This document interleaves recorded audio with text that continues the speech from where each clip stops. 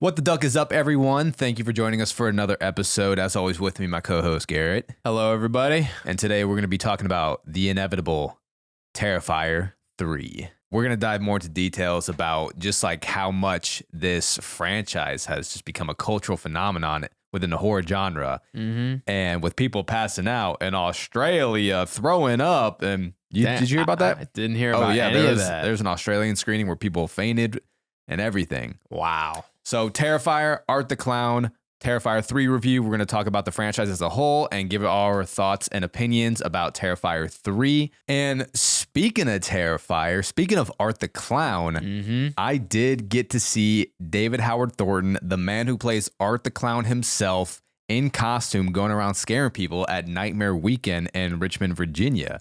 So this past weekend, I was able to attend Nightmare Weekend in Virginia, visit my friend, had a great time. And at first I thought I wasn't going to be able to because of Hurricane Milton that was coming through Florida. It canceled my flight at first. I got a refund days before the hurricane hit. And thankfully the hurricane didn't hit Orlando as bad as I thought it would.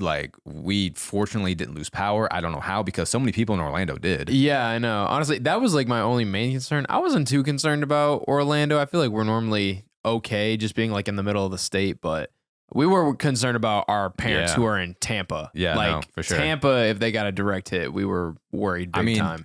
St. Pete and Tampa still got hit real hard too, which is crazy. St. Pete especially. Flooding was insane. Yeah, even though it wasn't as bad as it could have been, this is definitely some of the worst damage that I've seen come through because of a hurricane in the Tampa, St. Pete area for sure. Yeah. But yeah, since it didn't hit Orlando as hard, I was like, I wonder if I could still go to this event. So I bought a ticket, plane ticket last minute, which I'd never done before. And everything went great this past weekend. I got to meet Nick Castle, who plays the very first Michael Myers in the original Halloween, which I'm going to save that for my ugly duckling for y'all, because it revolves back around to Nick Castle as well.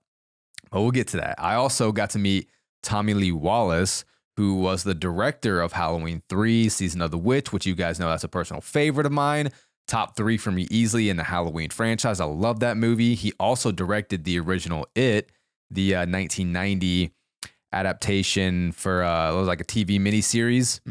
I actually watched that for the first time at my friend's house this past weekend, because it's one of his favorite of all time, Michael. Yeah. And I'd never seen it.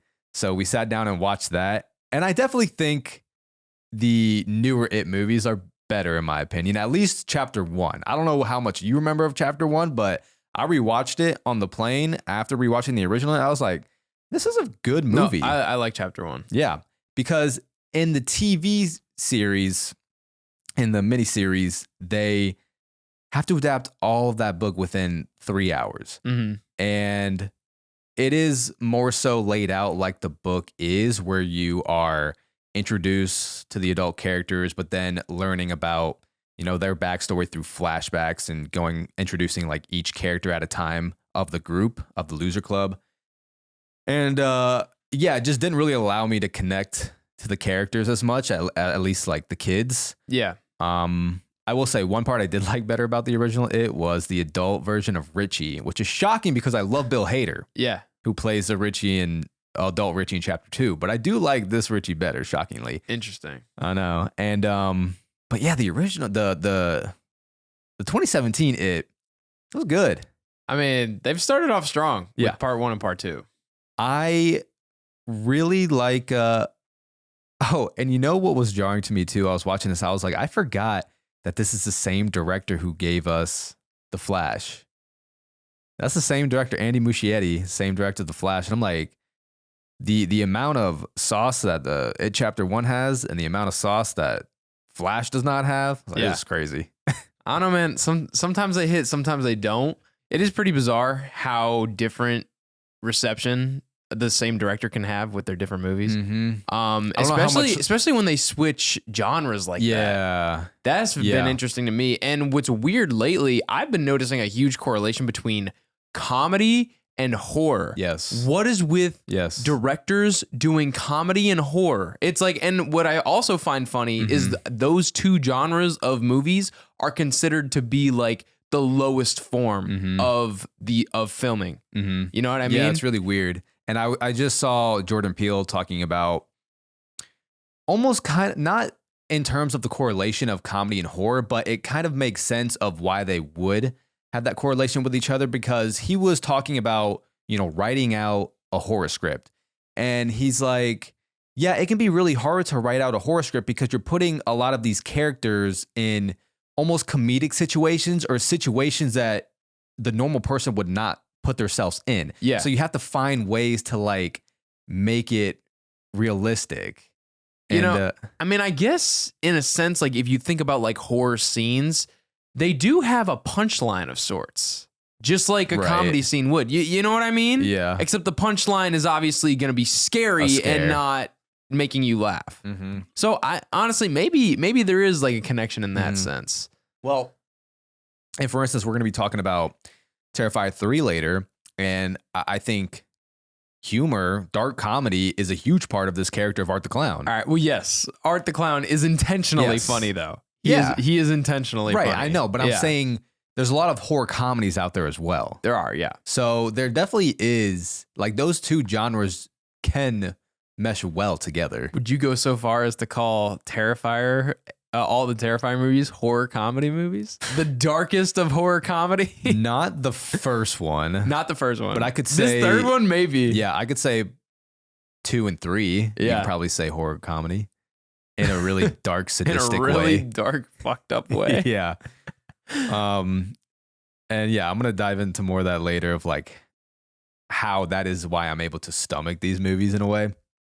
But yeah, no, Nightmare Weekend was really cool. And then going back to Tommy Lee Wallace, who directed Halloween 3, which I got him to sign my steelbook right behind you there, Garrett. And the other signature on that steelbook is Tom Atkins, the main actor in Halloween 3. He's also the main actor, or one of the main actors in The Fog. He's in Escape from New York. He's in Creep Show, Night of the Creeps, a few John Carpenter works. So yeah, no, it was really cool meeting those icons to me, those horror icons and like for me personally. Some terrible news though that happened. So John Carpenter was supposed to be at Nightmare Weekend Richmond.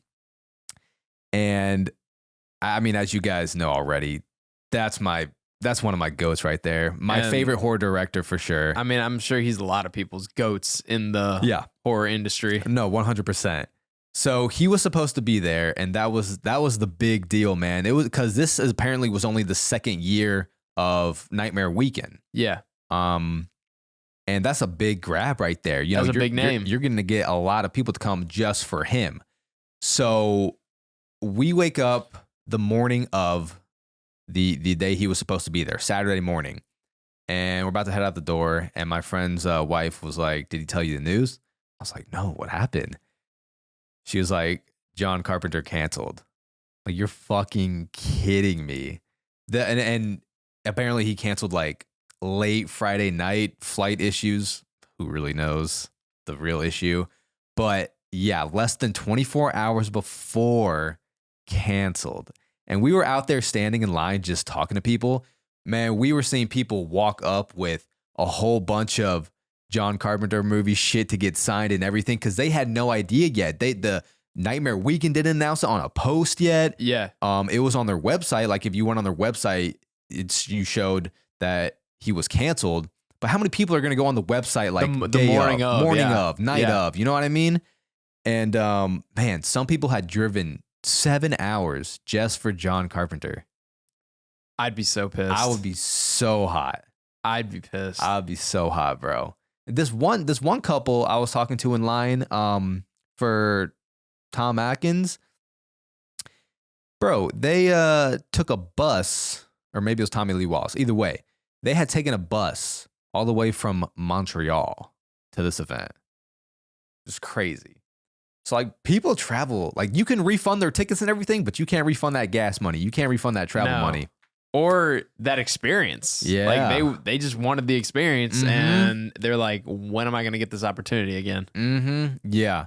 But they immediately slated him to be at GalaxyCon in the same city in Richmond for March. And anyone who did have a prepaid ticket to meet him or get an autograph are getting like complimentary 4-day passes for that event, 25% off like merch or something, free, I don't know, a bunch of like free shit. So I will say they did good, you know, like making up for it, but that is rough, man. Yeah. But other than that, very successful weekend. Met a lot of cool horror people. 3 Jasons were there. CJ Graham was there. Seeing Art the Clown, the real Art the Clown in person was really cool. I'm not gonna lie. Yeah, especially in full costume like that. Yeah, full costume. And bro, the mannerisms are the exact same. Oh, I know. Dude, that video you took was great. Yeah. That video was great. I took a video. Y'all probably seen it. It went viral. It did go pretty damn viral. It's at like... It's at like 8 million views at this point. Yeah, it's almost at 8 million views. And yeah, because they had an official camera crew going around walking with him, but they weren't capturing the front of him. I'm like, bro, y'all got to get this man's facial expressions. Yeah, that's like the main attraction. Yeah, that is art right there.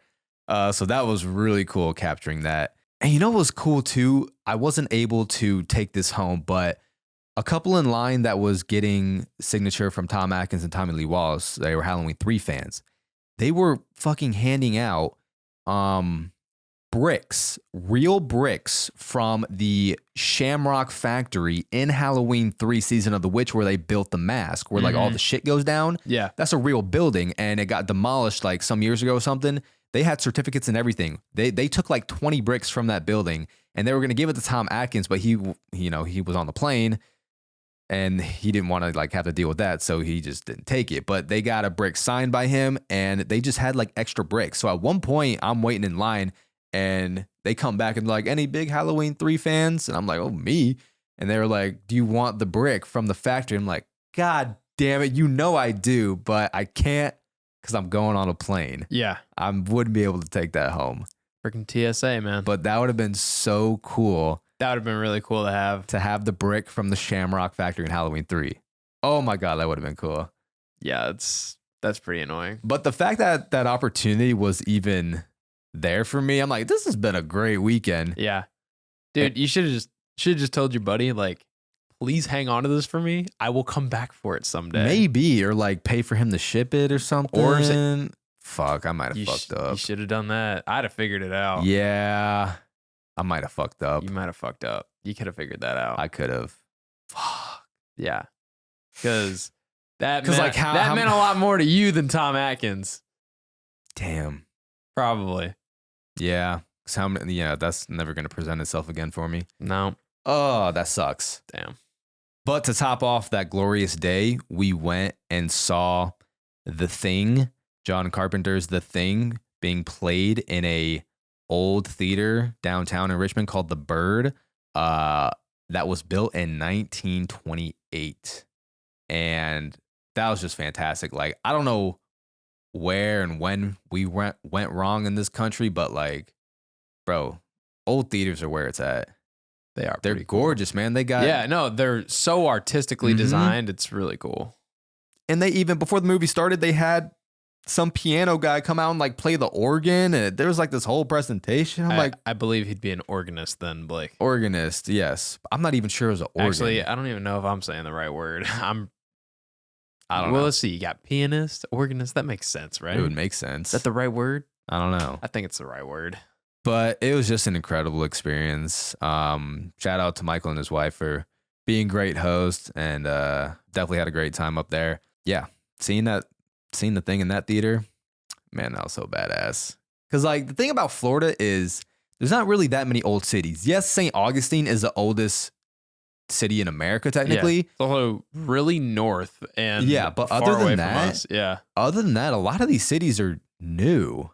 We're pretty new. It's pretty new. A lot of things in Florida are pretty new, which is crazy considering how many fucking people live in this state. Yeah. God, honestly, I'm kind of hoping the past 2 hurricanes will scare some people out of here. I think they will. I think it will. I think it literally will. Yeah. Some people I've seen on news networks have already said like that they're probably leaving the state of Florida because of these hurricanes. Dude, I know. Everybody was like, oh, Florida's the place to go. Like, oh my God, we had people moving down here in droves. And then, oh, now you see why we were so on, like, people weren't living here for so long, huh?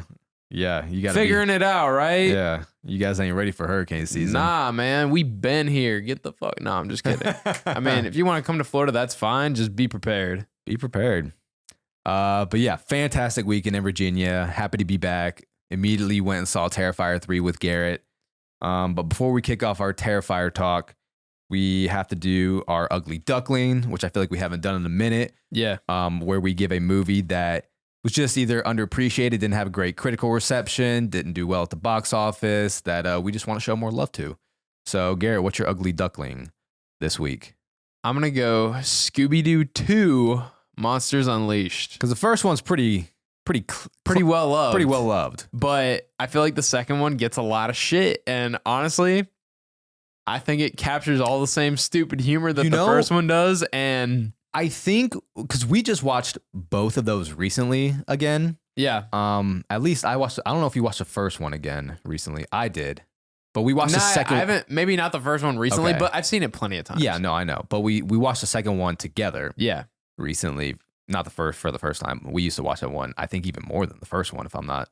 I think I'm like pretty even on both. Yeah. Actually. But going back and rewatching Monsters Unleashed, I still think the first one is better, but the second one you could say is more Scooby-Doo-esque. Yeah. Like the between the villains, monsters. The villains themselves, like just like all the callbacks to the monsters that we've seen like throughout the cartoon and everything.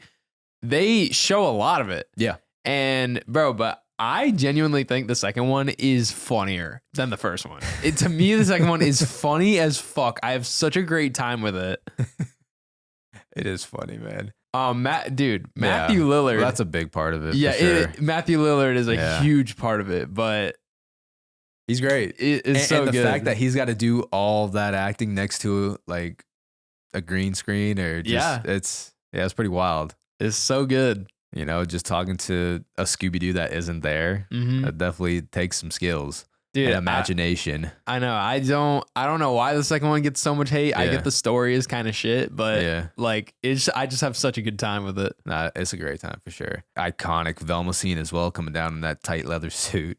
Yeah, yeah, man. The scene with Matthew Lillard and Seth Green. That shit was so funny. Oh my God. We're going to make like your personality and split. Because he was just, he was like freaking out on some bad guy trying to like get information. And I can never picture Seth Green like being being a tough guy.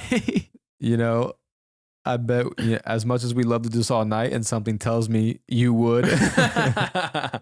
Speaking of Seth Green, I didn't realize he was in the original It. The 1990 It. Oh, yeah. You did. You were telling me that. He plays Kid Richie.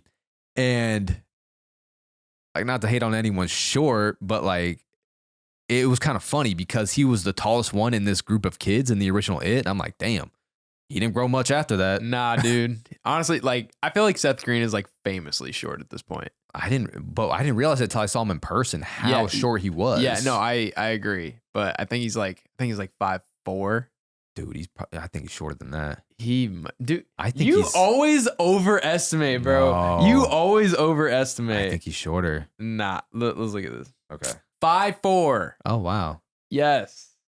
Blake hates on people who are 5'4" because he always thinks they're shorter than they actually are. I don't think he doesn't comprehend. Damn, imagine how short 5'4" is. Imagine seeing Kevin Hart in person then too. Like all of these celebrities, they just appear bigger than life. Well, yeah. I mean, I feel like a lot of times when they get filmed, like they are constantly at like an upward angle a little bit. Yeah, so, or at least like on. I don't know what that hand motion was, or at least like on their level of height. You know what I mean? Yeah. I mean, if they have like some 6'1" camera guy, he's not gonna walk up to Seth Green and be like, "Hi, Seth." Yeah, no, for sure. So my ugly duckling of the week is going to be. Wait, did you do this one? Maybe. What? I'm gonna say Major Payne. I don't think I ever did that. Okay, my ugly duckling of the week is Major Payne, and the reason why I bring that up as well is because Nick Castle, who I met at Nightmare Weekend, who plays the original Michael Myers, I didn't realize that he also directed Major Payne. which is insane because I wish I knew that before hopping on that flight because I have a VHS right here of Major Payne that I would have gotten signed by him. Comedy and horror. Yeah.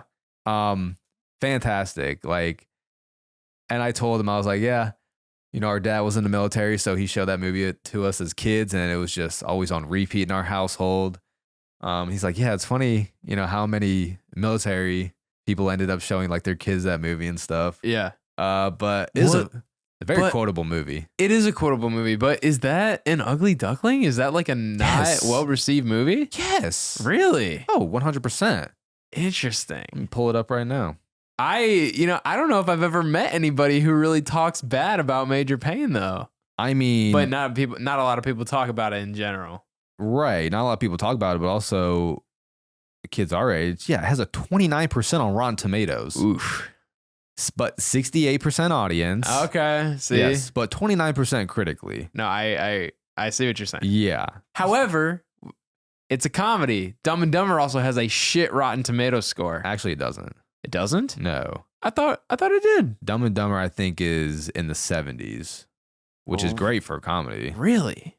Ooh, 68% critic. Thought it had shit. I mean, 68 critic, it should be higher than that. Yeah, 68% critic and 84 audience for Dumb and Dumber. But yeah, it's just a comedy thing, man. Yeah. Just a comedy thing. Same with horror. Again, it's like horror and comedy are probably two of the most subjective genres in film. Yeah. So they get constantly disrespected critically. I know. Very interesting. All right, so let's dive into Terrifier. Terrifier as a whole. Do you want to start talking about Terrifier 3 or just Well, yeah, we're here to review Terrifier 3. So you want to review that first? Yeah, let's just do like our initial thoughts of what we thought of the movie. Terrifier 3. What did you think of it? Were you able to stomach it? Did you have a good time? I mean, yeah, I could stomach it. I mean, I can stomach a lot lately, I swear. And it's God. And honestly, I'm kind of surprised I wasn't like fatigued of this body horror, genre at this point, because previously, literally 3 days in a row, I watched Terrifier 1, then the next day I watched Terrifier 2, and then we went and saw Terrifier 3 together. So this whole franchise is very fresh in your head. Yeah. But I honestly think I liked this one the best. Really? More than two? I really liked the third one. Okay. And I think the Christmas vibe just kind of like fit Art's personality as well. I could agree with that. Right? Like, it was a great backdrop for this movie. It was. And honestly, so we got to see Art get like very excited about Christmas and Santa and shit in his own way, obviously. Seeing Art get excited to see Santa I thought that was hilarious. Yeah, that was great. So I think I think it was just like a perfect setting for Art to be in. And it was definitely a good change of pace. I feel like Halloween had kind of been, a little bit exhausted at this point. And plus, not to mention how many horror movies that we get during Halloween. Like, I get it is spooky season, but I do think like a change of environment can be good for something like this. No, I agree with that. I'm glad it did take place during Christmas because I was a fan of, some of the scenes that involved fake Santa Clauses that Art would get excited to see. I thought was hilarious. I thought, that Christmas environment, Christmas setting allowed for some like cool set pieces and some like disturbing set pieces as well. Yeah. Disturbing kills. It was definitely the right move to make. I think it also worked story-wise because at this point, Art's like a infamous killer. Like people know what he looks like. So this presented an opportunity for him to have like just a different change of clothes, so he's not going to be immediately recognized.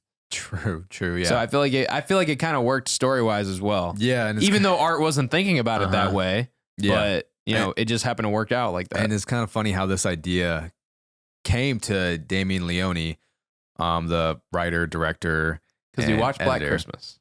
Well, he loves Black Christmas. We do know that. There's also there's a great interview that Sean Chandler has with Damien Leone on YouTube that I think you guys should watch. It's like almost an hour long. And Damien Leone just seems like a really cool dude, horror movie lover, obviously. It's a really good interview that you guys should check out. And he said that the idea of making it take place during Christmas just came to him and his buddy one day while filming the second one. Yeah. Because the second one, he said it took them years to be able to make because of COVID and everything. Like they started shooting that, I think, at some point in 2018, 2019. Yeah. So they were like ready to go right after the first one, really. Right. But they had to stop production in 2020. So like it didn't finish filming until 2021.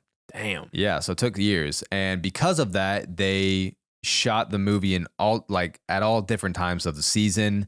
And when they were shooting one part of the movie, it was cold outside. It was Christmas time. And they were like, you should do a Terrifier movie during Christmas. He's like, yeah, we should. That easy. Wow. What a story. No, I definitely enjoyed it. Man, these movies definitely aren't for everyone. Nope. And a lot of people either praise or criticize these movies. The big question that a lot of people ask is, well, are these movies just made for the shock factor, for the gore? I mean, that's a big reason. That is a big part of it, yeah. And I don't think that's a bad thing particularly. No, I don't think that takes it down as a movie. I mean, that's just like, it's just it's like that's kind of like what it's for. Right. It's giving you an aspect of horror movies that not every horror movie will give you. Correct, because they are giving us what a lot of big studios are afraid to show. Yeah. Yeah. There's a reason why Damien Leone will not take money from these big studios, because they don't want him to show everything he wants to show. Mm-hmm. It's like, no, we're going to show as much as we possibly can. Yeah.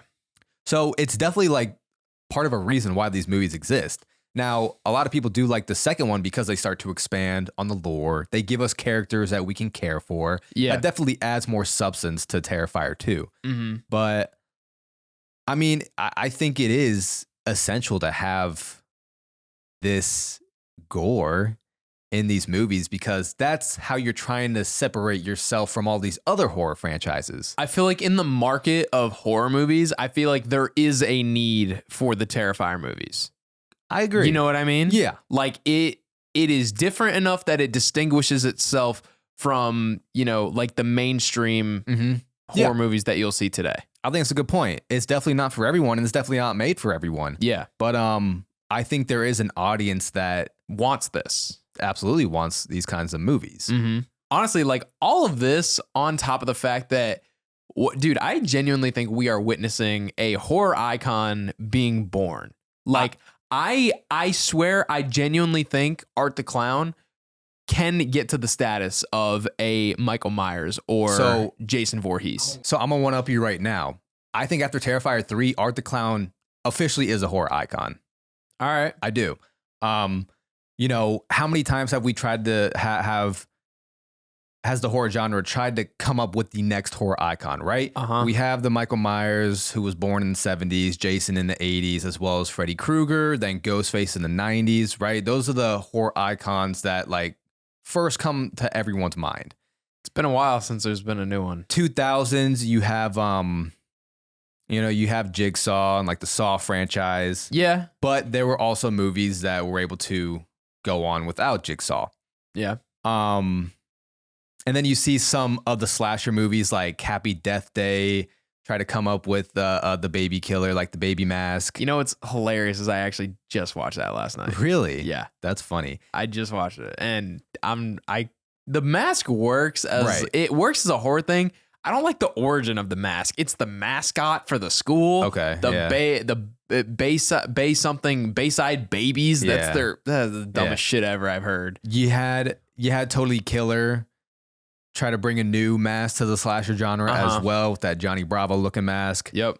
There's definitely been a decent amount of horror movies in the past decade that have tried to reusher like the next horror icon. None have been nearly as successful as Art the Clown. Mm-mm. And coming from an indie movie made on a budget of like $35,000 to $50,000 with the original Terrifier, but that was that's not the original. No, yeah, that was this, but the character being originally created all the way back in 2008 for a short film, and it's like just such an underdog story that you kind of just have to root for. Yeah. it's kind of insane now into becoming now a horror icon, in my opinion. Like, I think this Terrifier 3 has people talking about it in all different sorts of countries. People passing out from these movies in Australia. Yeah, it's making headlines. It is making headlines. And I think Art the Clown has officially garnished the popularity to become a horror icon. I mean, he's in fucking Spirit Halloween as a statue that you can buy. Yeah. He's on shirts everywhere that I see now. He's at popcorn bucket. He's on popcorn buckets in movie theaters. Yeah. Drinks at movie theaters. Yeah. People are going to the theater and seeing Art the Clown popcorn head bucket next to, other icons like Beetlejuice and Transformers. Like, I think it is safe to say the stats line up that you can call Art the Clown a horror icon. All right. Yeah. No, I agree with you. Like those facts? I agree with you. I like the facts. I was like, maybe it needs more time, but nah, fuck it. You're right. Because not to mention, like, what does a horror icon do? What is he most famous for? His kills. And boy, does he ever do that in these movies. Yeah. And in even crazier ways than you can imagine that our other horror icons could ever do. Dude, I swear, these movies get so creative with the kills. But another big reason why I do think Art the Clown has become a horror icon is because of David Howard Thornton. Oh, of course. No, like you could not. I don't think you could get anybody else to play that character right now. No, and there was another actor who played the character before him. Before David Howard Thornton took over, Mike Giannelli played the character in the short films. Yeah. And the 2 short films that Damien Leone made, and then those short films led to like an anthology movie called All Hallows Eve in 2013. But yeah, he played Art the Clown in The Ninth Circle, and then the short film Terrifier in 2011, because everyone just really responded well to Art the Clown in the first short film. And before the feature film Terrifier came out in 2016, before they started filming that, Mike Giannelli retired from acting, and he even him himself said he wasn't a big fan of long filming days and being in the costume for that long. And that's when David Howard Thornton took over. And Leone described, the casting differences as basically Mike Giannelli was a guy in a clown costume, as to where David Howard Thornton is a clown himself. Mm-hmm. He also says, if you know him in person, he's like a walking cartoon. He is Roger Rabbit in real life. So I think David Howard Thornton has definitely taken this character to that next level with the almost like these Chaplin-esque performances, because the character doesn't speak. So he really has to be so animated with his facial expressions, with his mannerisms. I love how much personality he gives and doesn't say a word. No, it's these Chaplin-esque silent movie performances where he has to keep you engaged by just his physical mannerisms. Like, he is not giving us any dialogue to be engaged in these movies. So I think that makes it even more impressive. And like, I'm giving a lot of praise to this Terrifier franchise right now. Like, it's not these aren't my favorite movies, you know what I mean? But I think what's really awesome and almost like inspiring about these movies is what they came from. Okay. From a $50,000 movie, then Terrifier 2, a $250,000 movie, all from funding, indie campaigns on Indiegogo, and ultimately making $15 million at the box office from Terrifier 2, becoming a hit, and then now just people keep wanting more, and Terrifier 3 being made off a $2 million budget. And the fact that the second one was completely fan funded too. Yeah, it's like insane. That's wild. Like $250,000 that's a lot for an indie movie. Yeah, that's raised by fans, but that is not a lot for a movie in general. Not a lot. Yeah, no, it's just crazy. I mean, even $2 million, not a lot. No, it's not a lot compared to a lot of these other movies. You can see the production difference though. Yeah, for sure. But you could definitely see an easy step up from 1 to 2. Oh, and I would say even from 2 to 3 now. You think so? I think there's a noticeable difference. I don't think it's as big of a difference from 1 to 2. No, I agree. Yeah. I agree. Obviously, being the $30,000 film, that's going to be a huge difference going from that to $250,000. And I'm sure at this point you got to pay David a little more. Yeah, because like he's He's making everyone a lot of money right now. Yeah. And just the fact that Terrifier 3's opening weekend beat out Joker 2 in its second weekend domestically is absolutely insane. That a movie made for $2 million made more domestically in a weekend than a movie that was made for $200 million. Makes me so happy. Honestly, it makes me happy just because for the horror genre. But there's other reasons why to be happy about that. Well, honestly, every time I see a low budget film like these, though, outperform a $200 million budget, $150 million budget, whatever, makes me so happy because it's just the biggest middle finger to these gigantic studios pumping these movies with hundreds of millions of dollars, and I'm like, your money means nothing if you don't have a fucking direction. Right. Your money means nothing. So I don't know. I feel like it is like a little bit of a wake up call. It can be a wake up call to these studios. Like, hey, maybe let's get back to basics. It's not all money here. So I don't know. I hope my hope is that it will inspire better filmmaking in the future. Okay. That's all I'm saying. Okay, interesting. Or just like ideas that you're gonna go all in on. Like Damien Leone, he's like, I'm gonna go all in on this Terrifier and art character. I don't know. Just like if you don't half-ass two things, whole ass one thing. All right, Ron Swanson. Yeah, but no, like seriously, just commit. Like I'm sick of the. I feel like everybody's like, well, just hold back on what they're going for because they're like, oh, we don't want to be offensive here. We don't want to do this. We don't want to do that. And I'm like, stop being so concerned about what everybody's going to think and just fucking do it. Well, so one of the reasons why these movies stick out so much is because it clearly is doing things that other horror movies aren't doing. Yeah, like you said, like he refuses to work with a big studio because he wants to do what he wants to do. Yeah, and he said when he was making, his short films, he was just doing whatever he could to try to make it stick out. Like even if it wasn't received that great, people were at least going to be talking about it. Which that's a good point. The more you talk about something, the more people hear about it. Then it can find a group of people that maybe will enjoy what you're doing, So as long as it's talked about. But yeah, as for the movie itself, I agree with a lot of things that you're saying with the Christmas backdrop and everything. It's definitely a lot more of Art the Clown than compared to the second one. In my opinion, maybe a little bit too much art. Really, I had no problem. I know that's what people are going to these movies for, is for Art the Clown, but it almost having Art show up that much screen time almost takes away from when he does show up. Takes away the tension of Art. You know what I mean? I get it. That's why I really like. That's why I honestly really enjoyed the second one, is because whenever he does show up on screen, there is a lot of tension. And that's usually why you see a lot of horror movies. Usually the killer or demon or whatever, you don't see a lot of screen time. Therefore, it just adds a lot more tension to those scenes.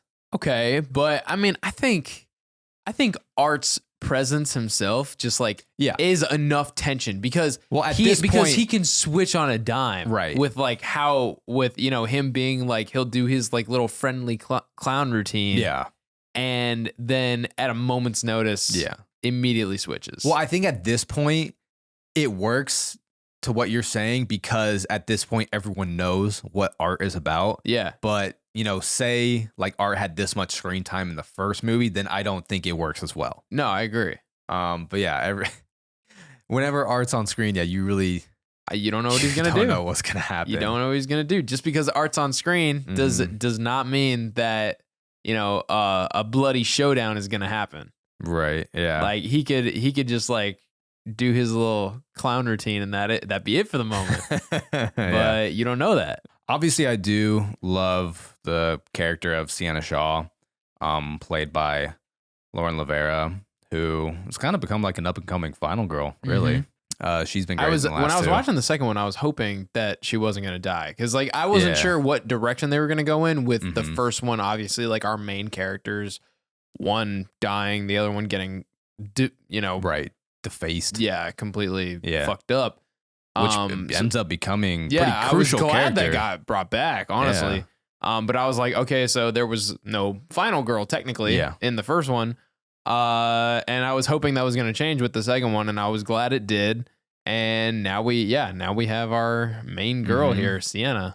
Yeah, and I thought it was interesting, just seeing her character go through like the survivor guilt, and that she was going through with all of her friends that had died in the second one.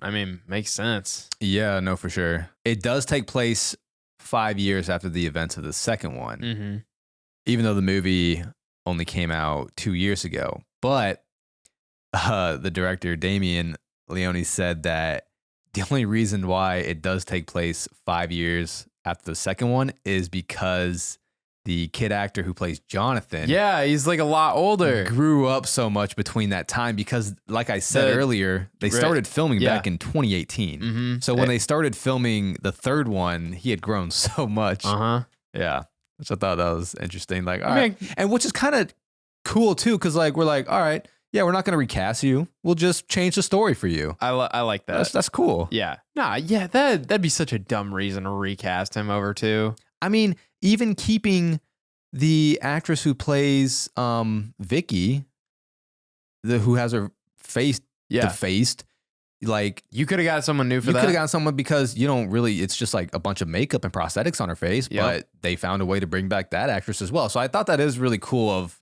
them finding ways. He's keeping his little circle. Keep the family together, which I thought that was really cool. Was that I didn't pay attention, but was that the same actress who played the mom? Who played the mom in the second one? Is that the same actress who plays the aunt in this one? Or am I mistaken? No, you're they mistaken. Looked really similar. Well, that's good casting then. Yeah. No, I'm not lying. I thought they were gonna say something about them being twins at some point. Oh, that's funny. No, because I thought they looked very similar. That's funny. No, that wasn't her. To finish off kind of this spoiler-free review before we do get into like some details, maybe some gross details. If what do you mean maybe? Of course we are. Yeah, we are. If you got a weak stomach, I guess listen to your you can stop the video after the spoiler for you. Yeah. Listen at your will if you don't want to hear gross stuff after this. More like at your own risk, but yeah. Overall, I think it is a fun time seeing this in theaters. If you can handle movies like this, if you can stomach movies like this, I think it's just like I'm not gonna sit here and say it's like the greatest movie ever or like it's the greatest horror movie. But I do think it is something refreshing for the horror genre that a lot of people who are big horror fans do like to see. And I think its underdog story is also fantastic to see in itself as well. It was really funny when we went and saw this in theaters, and man, they were strict on not letting in people underage, which I had never seen it like that strict. They checked our IDs they were checking a lot of IDs at the main entrance when you were getting your tickets scanned. And then they were checking your ID once you got to the auditorium to walk in. They even checked my ID. He was like, oh, sorry, man, I got to do it to everyone. Like, clearly I don't look under 17. Yeah. But they were checking everyone's ID. He checked mine too. And I had my drink and my popcorn. I was like, dude. Yeah. I was like, I had to like hold my drink like this, reach in my pocket. Yeah. I was like, come on. Yeah. I was like, bro, oh man, come on. But no, I mean, it's funny. You did see a lot of like teenagers trying to get into this movie. Yeah. I feel like if you were a teenager, this is definitely like the movie you want to sneak in. Yeah. It's like, ooh, it's almost like a challenge to sit through the movie, you know? Plus it has such a big social media presence right now. I feel like a lot of the younger kids are seeing this on their social media. Yeah, but oh my God. But dude, all this age restriction stuff, just for some parents to bring in their 6-year-old daughter. Yeah, that was crazy. I saw, these parents brought in their little girl, could not have been older than 6. I'm telling you. He was carrying her in. Let's just say that. Yeah. So that's how, young she was. Oh my God. That pissed me off so much. I'm like, of all movies, that you're going to take your kid to see. Mm-hmm. Like, I could maybe understand like It or something like that, even though It does have its scary moments. I feel like it's not nearly on this level. Well, especially since Pennywise takes kids. That too, yeah. But So, I'd rather take him to that. I'd rather take my kid to It, yeah. But my God, like, of all fucking movies, you chose Terrifier 3, which has been, like you said, making headlines for making people in Australia pass out and, you know, just like going over the top with the gore and shit. Mm-hmm. Like, my fucking God. Yeah, dude, that was pretty wild. I guarantee they were millennial parents. Probably. I mean, yeah, they got to be. The daughter's 6. Yeah, you're right, bro. I'm telling you, they're raising the iPad generation. Yeah. I don't know what's happening. And I bet people walked into this movie probably without seeing the other Terrifier movies as well. Just like being like, oh, you know, let's go see if we can handle this movie. Yeah. Because, yeah, during the scenes, and as much as, you know, we want to gasp as well, but like, you can just hear people behind us being like, oh my God. Yeah. I will say I was happy to hear people laughing in the theater. Yeah. People were laughing at Look, the if you go parts. and see these movies, you got to have a dark sense of humor, bro. You do. You just got to. It does make the experience a lot more enjoyable. It does. Because otherwise, if you're not going to laugh at the dark humor, then you're just going in and there's no comedic relief to all this messed up crap happening. Yeah. However, I will say, I think in your overall view of this, I think you're underselling them just a little bit. Like you said, I'm like on the verge of giving this like a 4-star. Oh wow. I really enjoy these movies, and I especially like this third one. Well, a lot of people are giving like 4-star reviews for Terrifier 3, and a lot of people are giving it good reviews. I don't know. You're just like, it's not the best movie, but it's still like a fun experience. I'm like, to me, this is more than a fun movie. Like this is a enjoyable experience that I think every horror fan should experience if you are okay to stomach this kind of horror. Well, here's the thing. I think it fits in the realm of those movies to where I think they just kind of grow on you the more you watch them. Like they just grow having a following and everything. So, I mean, I don't know. I guess it's just it like fits in those realms of movies where I just got to watch it more. Like, and it probably will just like, I still like them. Don't get me wrong. I still like them, but I don't know.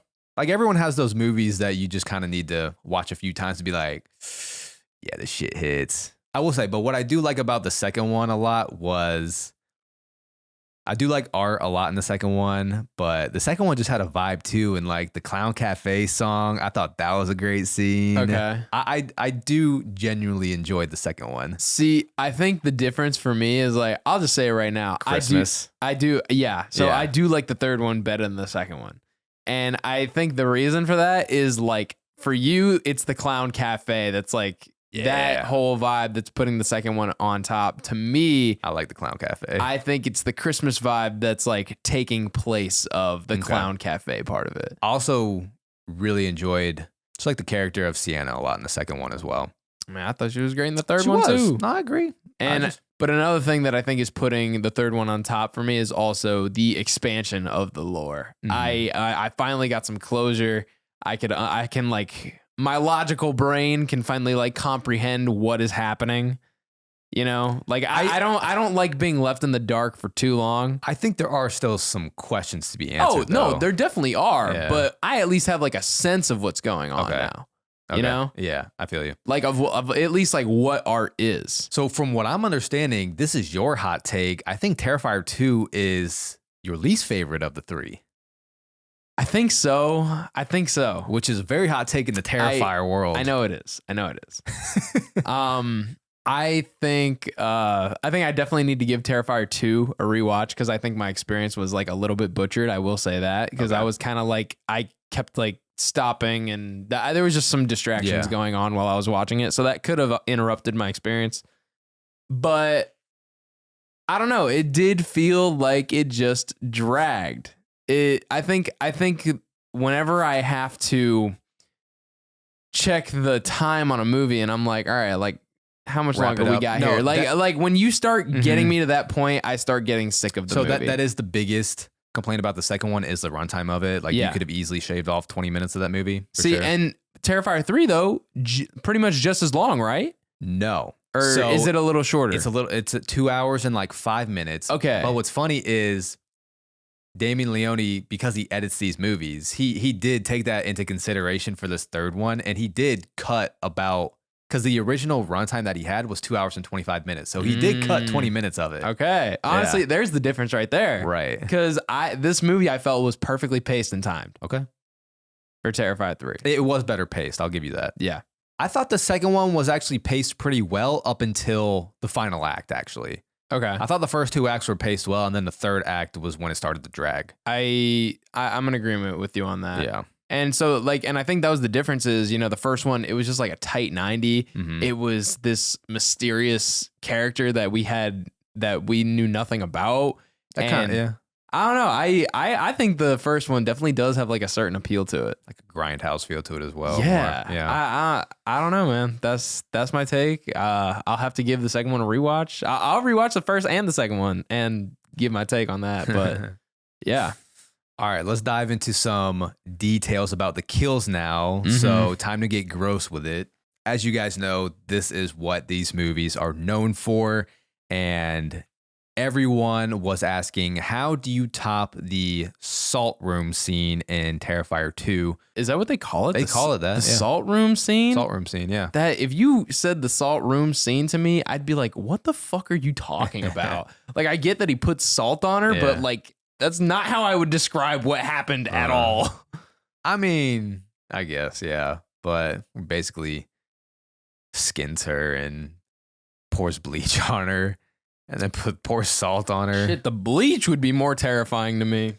Yeah, it's pretty wild, man. And again, like the reason why I can only stomach this shit is because art just finds all this shit hilarious. So you got to find like your dark sense of humor about it, and just remember that these movies are just here to like showcase practical effects as well, which the practical effects are absolutely insane. No, I love how much they use practical effects in this.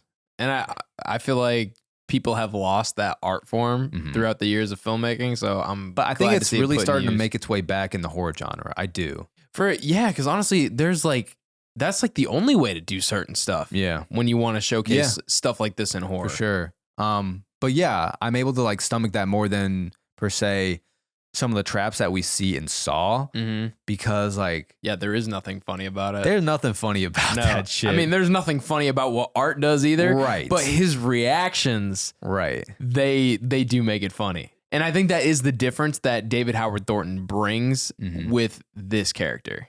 So let me ask you this. Do you think there was a kill in the third one that did up the ante more than others maybe? I mean, don't get me wrong. The salt room scene. Yeah. That one's definitely fucked up. Like when, oh my God, dude, when the mom walks in and just sees Art there, like eating off of her leg and her face is ripped off and she is like, and you think she's dead. That I will say that's another thing about these movies. My God, did I not know how much humans can withstand pain and blood loss? Nah, bro. Yeah, they should be dead. They should be so dead. Nobody is living through that pain, that blood loss. You'd be passed out from shock, or you would be dead from blood loss. Like it's one of the two. Yeah. You will never be conscious, but no. My God, for some reason in these movies, people find a way to come back to life. And that adds to it. No, it does. It does, because I can't stand it more when I'm thinking that this person is experiencing this pain. Like just like in the first one, the freaking iconic sawing in half scene. Yeah, between her butt crack. Yeah, you know where we're going with that. I think that one still gets me the most out of any kill. Yeah, and that one gets me because of how long we see this grimaced look on her face as he's doing it. Yeah, and honestly, that one I buy a little bit more too, because he's doing it pretty quickly. So like, I don't know if she would have enough blood loss to pass out yet like when we see her face. I mean, I don't know, but it's so fucked up. It's so fucked up. And I'm just imagining her like just feeling that go up her body. Oh my fucking God. But speaking of the third one, I think if there is one kill to match that, it would be the shower scene. That's what a lot of people are talking about for this one is the shower scene. Yes. Where we see two characters, boyfriend and girlfriend, taking a shower together. And Art comes in with the chainsaw. And man, that one character, the girl who was earlier talking about her wanting to experience, like, I wonder what it's like to like look into his eyes and wonder, like, is there does he a have soul there? Does he have a soul? Boy, she got that experience. Yeah, she get to learn real quick. She, be careful what you wish for sure. What does he smell like? And it's funny, Art's like listening to this conversation. Yeah. Like the most notorious serial killer since Jack the Ripper. And he's like, tall. Yeah, he's like, yeah, you're too much. Like you flatter me. Like, dude, he's so. That's the shit I'm talking about. Yeah. He's just so funny. He is funny. And she was like, no, I don't want to fuck him. Like, and he put like the grimace on. But man, this scene is pretty wicked too. More so for what happens to the guy. To the guy, yes. Where this, I mean, what happens to her ain't no joke either. My God, he starts with slicing her tits. Yeah. Oh my God. But then our guy's on the ground crawling because it's fucking with a chopped off leg. Yeah. Or nearly chopped off, because when Art starts off, when he gets back to him, he grabs his leg and rips the rest of it off. Jesus Christ. And then it goes up right the guy's balls, dick, and crack. Yeah. With the chainsaw. And just goes right up his body. Just and it into the organs. It ain't no quick shot either. No. It's really not a quick shot at all. Oh boy.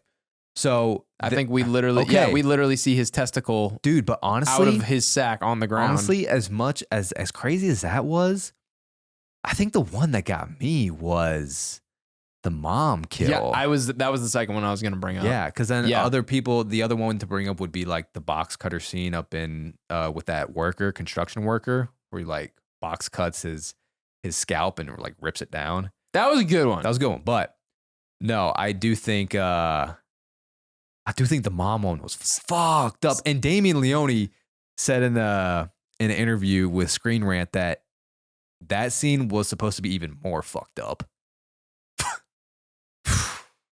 Dude, I'm telling you, I think it for me it definitely is because they're alive. Yes. Yeah. If I'm given the impression that they are alive to experience all of this pain that is happening to them, that's the difference maker. And that's what makes me cringe even harder. I'm just like, put her out of her fucking misery at that point. Yeah, no, for this one, they take like a glass tube. Yeah. I will say another thing for this one is just like how premeditated it was and how creative it was. Like he had that tube with full intention of doing this. Yeah. Yeah, no, I feel like they had to get more creative just because like everyone's expectations are so high now with these kills. And he takes a clear glass tube, hammers it into her mouth, causing her to like vomit up blood in this thing. Yeah. And taking a rat. It didn't fit in her mouth easy either. Like they literally pry her jaw open, shove the tube in, and then hits it with a mallet as deep as he can into her throat. And then they take two rats and put them into the tube, light up and use a lighter behind the rat's ass so they'll scurry into her throat. Yeah. Oh my God. This shit is fucked, man. You know what now that I'm thinking about it, what I don't like about this third one, and maybe it's did this on purpose to leaving it up for interpretation as so maybe this character can be alive somewhere. I don't like that they killed Jonathan off screen, her brother. Okay. Yeah, I agree.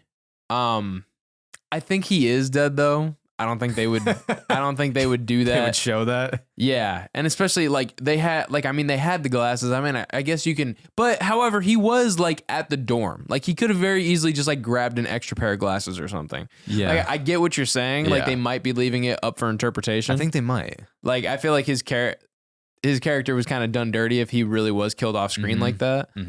But can't all be winners. Maybe that was one of the deleted scenes. Maybe. He did say, Damien said he'd be up to releasing an extended cut. Yeah.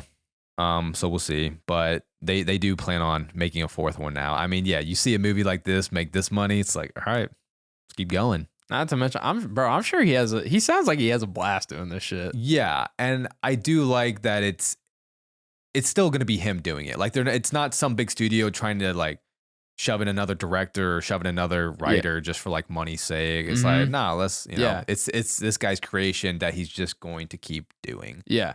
And yeah, because he's not with a big studio, he might not be making the most money he possibly could out of this franchise. I mean, if he's making residuals off box office, which I'm sure he is. Yeah. And merchandise. No, I'm not saying that's what I'm saying. I'm sure he's doing good now. Yeah. But like, even when he made Terrifier in 2016, filmmaking wasn't his full-time job. Mm-mm. So yeah, it's pretty crazy. Like it's nice to see. But yeah, the mom kill got me for sure. The attic scene, it was more quick, so it like wasn't as disturbing, but that was good. What was more disturbing about that was Vicky fucking shoving that piece of glass. Yeah. God, yeah. I'm not gonna say what. Are we not describing that one? I don't want to describe that one. All right. Yeah. God. Yeah. Honestly, I will say though, I do love Vicky's part in this movie. Do you? I do. So apparently it's the little pale girl that possesses Vicky in this one to become the sidekick. That's what it is. The demon that was in the little pale girl. It's the same demon. But he said himself it's the little pale girl. I think the little pale girl is the demon, maybe. No, it was the demon. It's not her anymore. Mm-hmm. Now they were using that little girl as a vessel for the demon, and then now the demon is using Vicky as the vessel. Like you saw how she tried to take over Sienna's body? Yes. So it was the same thing. Mm. So all that happened was it transferred from the little girl to Vicky now. Okay. And then she was trying to transfer from Vicky to Sienna because Sienna is the only thing that can oppose her. Mm-hmm. Yeah. So if she could take over Sienna's body. And she was trying to rip all hope and love away from Sienna to be able to take over her body. Yeah. So if she could have taken over Sienna, then there goes her opposition because Sienna is the only threat to this demon. Yeah, and then there like hell opens up at the end too that Gabby falls through. So there's definitely still more that they could work off of for a fourth one because the third one does still leave up a lot of questions up in the air. No, they definitely wrote the third one with their intention of being a fourth. I don't think that was always the case though. I think it was going to be like a 3 and done, but I think after you see the second one be that successful and then now the third one this successful. Honestly, I think it's almost like the first one like isn't part of the trilogy, you know what I mean? Just because it was like what got it off the ground, I guess. So it's like this is because like this is bring now back characters from it. No, I know, but I'm just saying like this is now only the second movie though that has had like a real budget to work with. Yeah. You know what I mean? Yeah. That's what I mean by that. Yeah, because the first one garnished the following that it did, that's when Damien was like, okay, now I can expand on this story. Yes. Go into the lore and everything. I mean, I don't know if the lore has been a divisive part of the third one, but I liked it. Okay. I liked this explanation. Bro, also, yeah, I mean, I liked Vicky's character just because she was creepy as fuck. Her voice was creepy, everything. Like, she's got the fucked up face. Like, I think she was a good addition. No, I'm not going to disagree with you. Whenever I just like think of scenes that I really enjoy in this third one that comes up first for me is the bar scene. The bar scene's good. The bar scene was funny. That was one of the funnier scenes. That was Captain Knuckles that was in there. The voice actor from Flapjack, the Marvelous Misadventures of Flapjack. Oh, the guy. He's also in The Grinch. He's also in Blue Mountain State. Yeah. Yeah.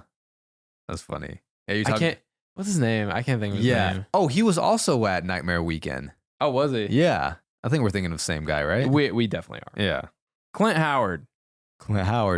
He's also in freaking Waterboy. He is. Yeah. He's been in some movies over the years for sure. Uh-huh. Yeah, that scene was really funny. and just how excited Art was to see this fake Santa Claus. I loved how like nice the Santa was about it too. Yeah. He was so understanding. He was like, he gets that like not everybody's normal, but you know, a lot of people love Christmas. Like being a Santa, that's like part of the job. You know, you got to be like welcoming to everybody. And I just felt so bad. I was like, good God, he was so fucking nice to Art. He showed him like nothing but respect. And then it's Art. Like, what do you expect is going to happen? But I still felt bad for the guy. He bought Art a shot. He bought him a drink, and, you know, he let him sit on his lap, even though he's a grown ass man. Like, and both of those things backfired. He spit the shot back at Santa's face and pissed in his lap. Yeah, Clint Howard's sitting there next to Santa Claus. Well, I'll fuck you. Yeah, that shit was funny. I forgot about that intro, actually. That part was funny. What do you think of Art killing kids in this movie? Because apparently that's a hot topic, and how everyone's saying all these other horror icons at least didn't kill kids. Yeah. I'm like, no, they do. I mean, they're like teenagers. Yeah, they're like young teens. Technically, they're still kids, but they're kids. Like Freddy Krueger. Yeah, what's his whole thing? If you saw something in the news about a serial killer killing a 12-year-old or a serial killer killing a 16-year-old, would you really think highly of the guy who killed the 16-year-old? It's still a serial killer. I mean, you look at the horror icons. Like a lot of them do kill kids already. Like Freddy Krueger, Pennywise the clown. Yeah, Bing, bing, bing, bing. Yeah. Another clown before. I mean, Art. I guess because he does it in a more supernatural way. Like it's not so body dismembering. Did we not see the opening to the first? Oh yeah, he bit his arm off in It Chapter 1, 2017. All right. It was. I guess like for Pennywise though, his is like more of an animalistic nature. Mm-hmm. You know what I mean? Mm-hmm. Like it's almost like just like a predator acting out of instinct rather than Art being a sadistic maniac who does it because he enjoys it. Well, I mean, Chucky. I mean, let's look at Chucky, the first Child's Play. He was after Andy, the kid. I totally disagree with people saying that it's bad that this happened. Like, what do they say? They just don't like that it happens, basically. Yeah, that they're saying these other horror icons show mercy to kids. I'm like, no, they don't. Doesn't that take away from the horror aspect? I have absolutely no problem with it. It's Art the Clown. I would expect nothing else from this character. He's not discriminating. No, he's not.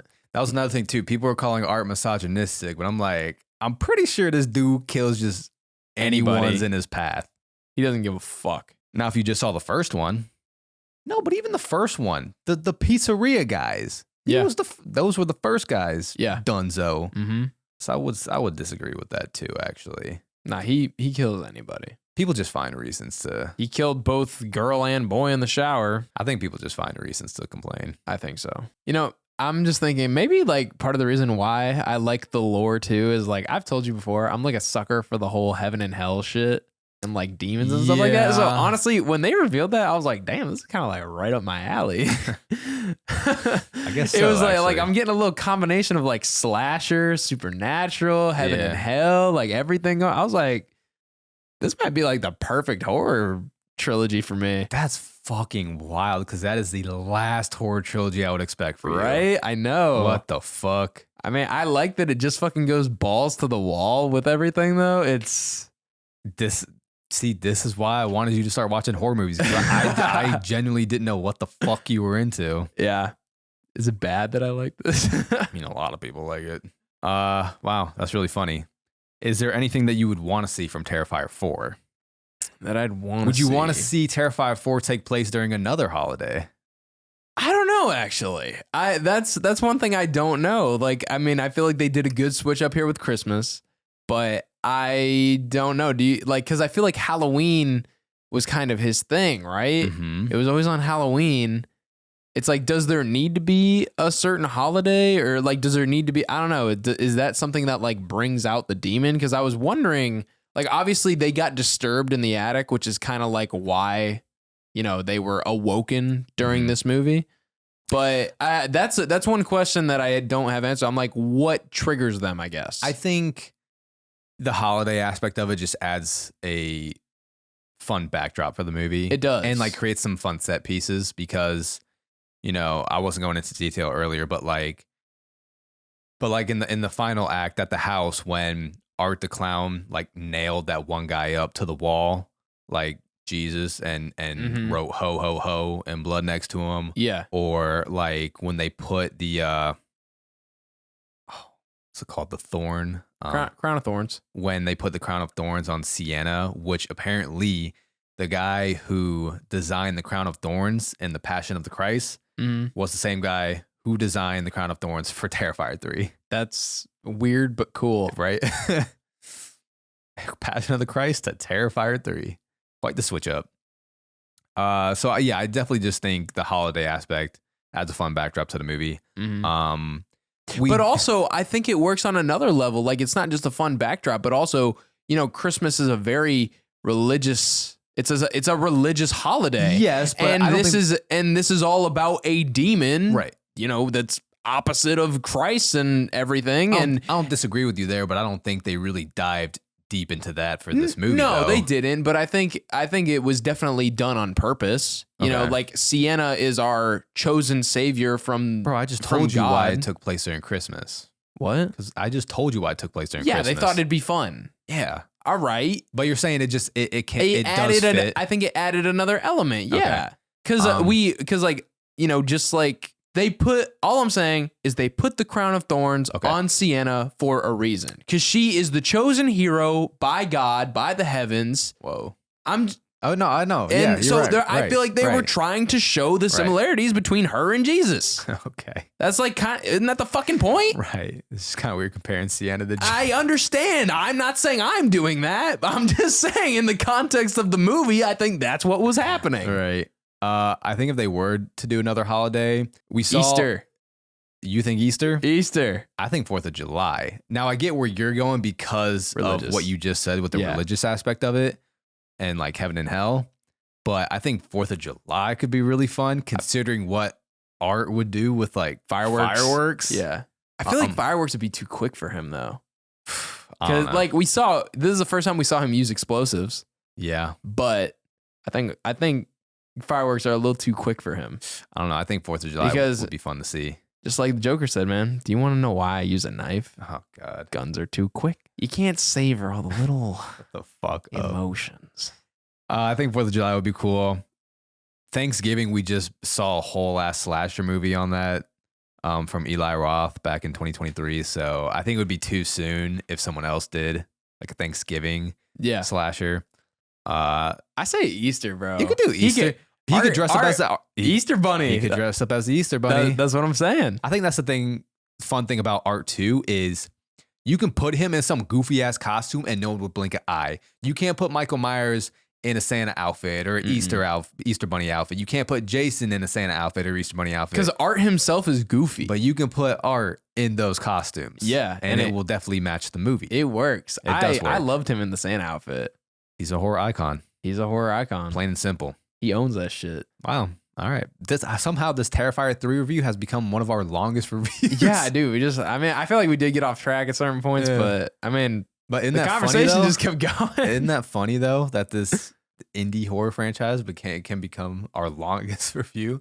There's a lot to talk about. I'm glad I got that neon sign behind you from Spirit. Oh yeah, especially now more than ever. Which apparently has been hard to come by. My friend Michael hasn't been able to find it at all. He said he was looking for that? Yes. He said it was sold out online. He couldn't find out his local one because he saw that I bought one. He's like, bro, where did you get this? I need it. It was just at our Spirit. Not even the one here though. It was back home when I was visiting mom and dad. That's why. That's why right there. No, I know. Because I was like, I knew that their Spirit Halloween was going to be stacked with goodies because it's an old retirement area. Yeah. So no one's going to be going to Spirit to buy this. Nope. It's not a very heavy young person foot traffic area. So, oh yeah. Nope. Those are the places you got to go. Yup.